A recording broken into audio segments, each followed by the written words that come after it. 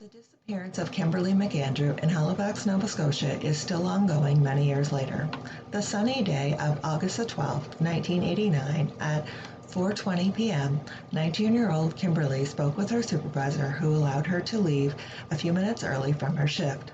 She was employed as a cashier at the Canadian Tire store at 6203 Quinpool Road in Halifax. She was wearing pleated, ankle-length, navy cotton slacks with slashed pockets in front and one pocket in the back, a white short-sleeved Esperette t-shirt with red and green squares, a navy cotton oversized cardigan, and jade green flat-heeled slip-on loafers. It was the last confirmed sighting of the young woman, and she hasn't been seen or heard from since.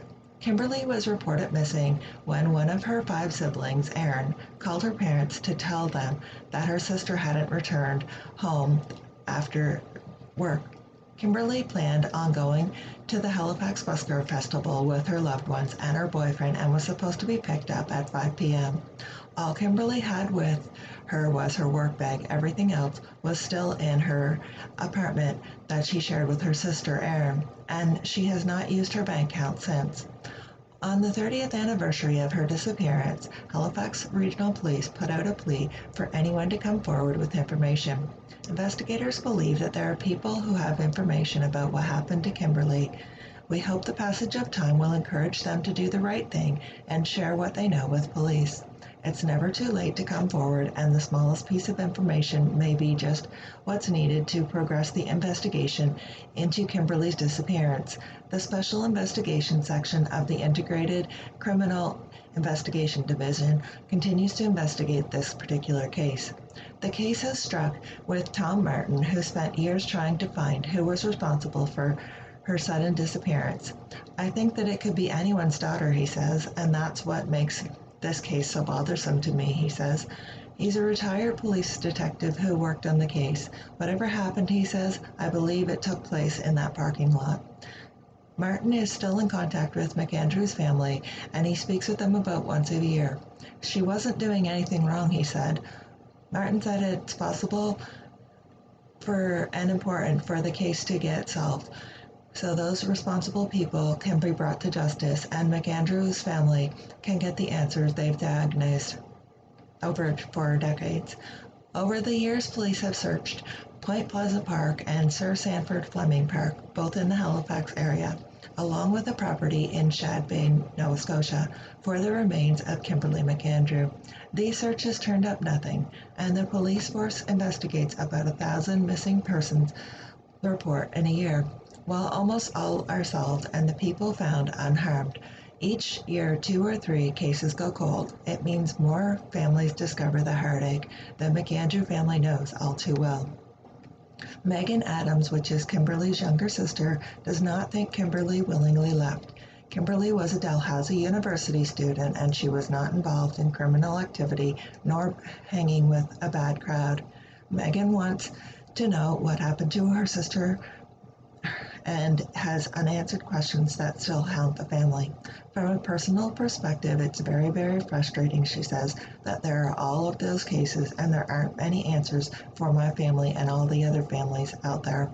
This agony of not knowing, she said, what your grief really is. You can go with what the most likely scenario is, but without any facts, it's not something you can focus on or accept.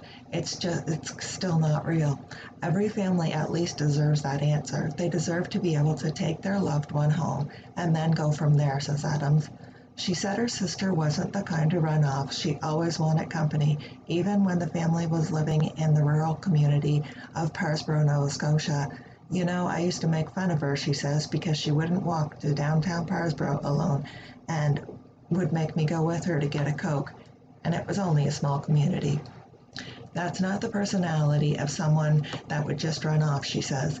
If there's a death and the grief that would be attached to that, certainly it gives families something to accept, you know. She said, we would rather find her body, if it's out there, of course, we would rather something, and we stop at the finding her body, we would want somebody to be held responsible, she says. People going missing just doesn't happen. Something happened and someone knows.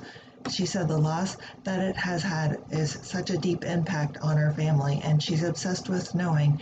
And she said that she's obsessed with knowing where her husband is at all times, and when her children were younger, she didn't want them out of her sight. That knowledge equates to safety for me, she said. And Kimberly was quiet if in public, but around the family and friends, she was very funny, goofy, and liked to make others laugh. She was just a great girl. She believes more cases like her sister's would be solved if more police officers were assigned to digging into the details of outstanding missing persons reports. I don't think it's a money thing. I think it's more along the lines of getting those leads, getting the interest out there, said Staff Sergeant Don Steinberg, who works in the Special Investigations section that oversees the cold case unit. When you stop getting tips from the public and there's nothing else coming in, then it's very difficult. Where else do you go? The historic missing person cases are reviewed by officers who try to uncover any information they might have been overlooked. Despite the attention that very few missing old person cases come up solved. I don't recall any offhand any of the old ones being solved, said Steinberg. One exception was a case from 1998, Steinberg said. A man from Halifax was reported missing and was only discovered a few years ago alive and was living in Jerusalem. He was well. The man simply wanted to sever his connection to people in Halifax, Steinberg said, and he couldn't release his identity because the man asked him not to. Cyril McAndrew, which was Kimberly's father, was a former RCMP officer and devoted his life to finding Kimberly until he died in 2004. He was still trying to find answers about his missing 19-year-old daughter. Even when he was stricken with cancer before he passed, he kept his resolve and still was determined to dig up any information he could on Kimberly.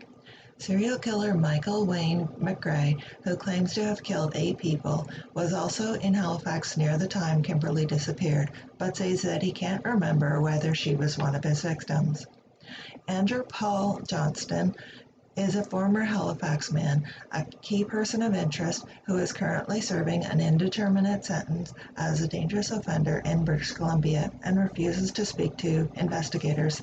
Shortly before Johnson moved to BC, he disappeared from a sexual offender treatment program in the Halifax area, where a psychiatrist had asked participants to write an essay about a sexual assault from the victim's perspective.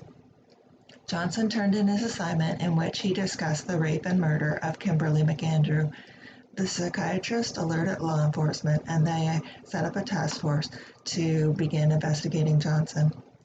Detective Constable Mike Cheeseman said that many unsolved missing persons cases could involve people who have killed themselves or have died accidentally.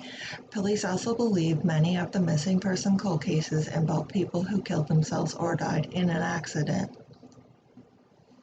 Until remains are discovered that conclusively match the missing person, the case remains open and unsolved. Detective Constable Mike Cheeseman says he handles the missing person cases and said it can be difficult to locate a body if somebody decides to kill themselves and doesn't tell anyone ahead of time how or where.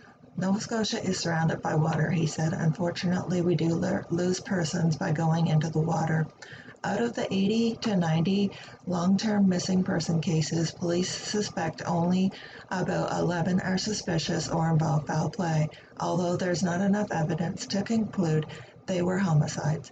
Those cases have been added to the province's rewards for major unsolved crimes program, and it offers money to people who may have information to help the police find out who was responsible for a crime, and the Kimberly McAndrew case is also one of those 11.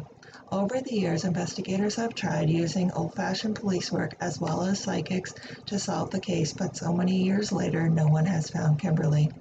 Kimberly Ann Marie McAndrew was born on July the 17th, 1970, and is a white female who was 19 years old at the time. She is 5 feet 4 inches tall and weighed approximately 130 pounds. with brown shoulder-length hair with bangs. She has blue eyes and had dental braces on her teeth and a slight scar on the bridge of her nose. She is a thin build with a light complexion.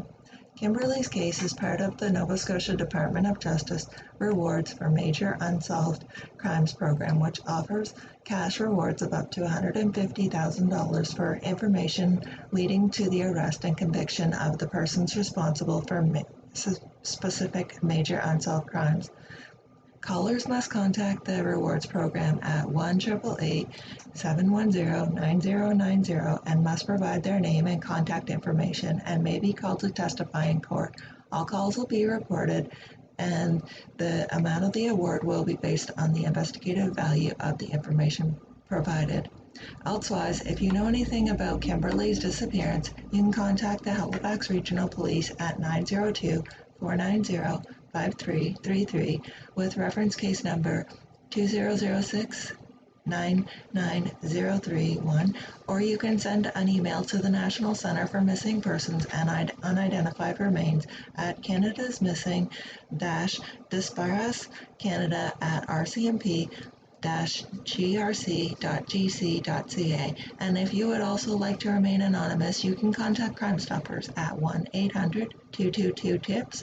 That's 1-800-222-8477, or online at www.crimestoppers.ns.ca, or you can also text the tip using the P3 Tips app.